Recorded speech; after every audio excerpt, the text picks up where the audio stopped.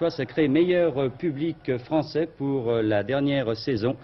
Et les Niçois en maillot blanc abordaient cette rencontre fiers du match qu'ils avaient livré la semaine dernière et gagné contre Metz 4-2 en ayant retrouvé surtout leur meneur de jeu Jean-Marc Guillou. Jean-Marc Guillou qui sera assez terne, il faut bien le dire, au cours de cette rencontre. Et pourtant, les Niçois vont jouer cette rencontre, cette première mi-temps d'une manière fort agréable, endiguant les assauts des Lensois en culotte noire, des Lensois terriblement agressifs qui ont besoin de points et qui étaient galvanisés par leur public. C'est ainsi qu'ils attaquaient sous tous les angles avec Marx aux avant-postes, avec également Djankovic, et vous voyez, ça chauffait sur les buts de Baratelli.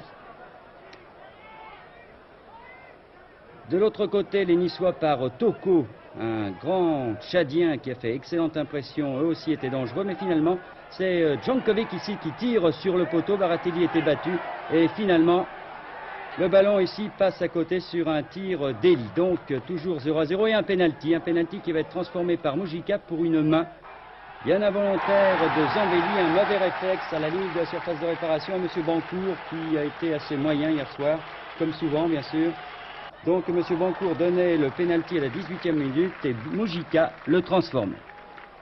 1-0 donc, les Niçois allaient quand même continuer à attaquer cette équipe niçoise qui jouait bien en cette première mi-temps avec Jean-Marc Guillou ici qui réussit un petit exploit. Huck, Molitor, Huck et à côté, c'était très bien conçu. Les occasions de but du reste seront assez nombreuses pour Nice en cette première mi-temps. Encore une fois grâce à un grand noir que vous allez apercevoir qui s'appelle Toko, dont c'était l'un des premiers matchs avec l'équipe professionnelle que l'on voit ici au poste d'avant-centre et qui a été excellent. De toute façon, le meilleur attaquant niçois hier soir. La faute était bien involontaire sur la noix. Un choc sans gravité. Ici, c'est Toko qui récupère ce ballon et finalement est le plus prompt et égalise. On joue depuis 38 minutes. Un but partout, le public lensois là reste absolument muet.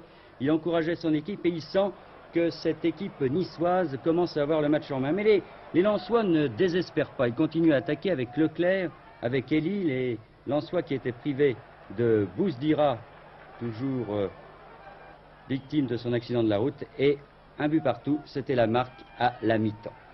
Alors, dans le public, on se disait, bien mon Dieu, ces Niçois ont une bien belle équipe et les jaunes résistent bien. Et en deuxième mi-temps, ces jaunes vont complètement déborder une équipe niçoise qui va être excessivement décevante. Une équipe niçoise qui va jouer le match nul, ce sera une erreur, une équipe niçoise que l'on ne retrouvera absolument pas et qui va perdre très certainement là toute chance de devenir champion de France, car ce n'est pas en essayant de préserver des rencontres, des matchs nuls, que l'on peut être champion de France, surtout quand on peut avoir le match en main. Et les Lensois vont mériter leur victoire en deuxième mi-temps, en jouant beaucoup mieux, en voulant cette victoire. Vous voyez que ça chauffe terriblement devant les buts de Baratelli, avec toujours Marx, le Polonais, qui ne marquera pas, mais qui sera un danger permanent. Djankovic, qui en fait voir de toutes les couleurs à Zambelli. Zambelli ici, qui a un mauvais réflexe, et finalement la balle est pour Elie. Elie qui marque le deuxième but pour Lens. Zambelli qui était très malheureux après la rencontre. Deux mauvaises inspirations dans le match et deux buts pour Lens. 2-1 donc. Alors que l'on joue depuis 67 minutes de jeu et ce sera la marque à la fin de cette rencontre.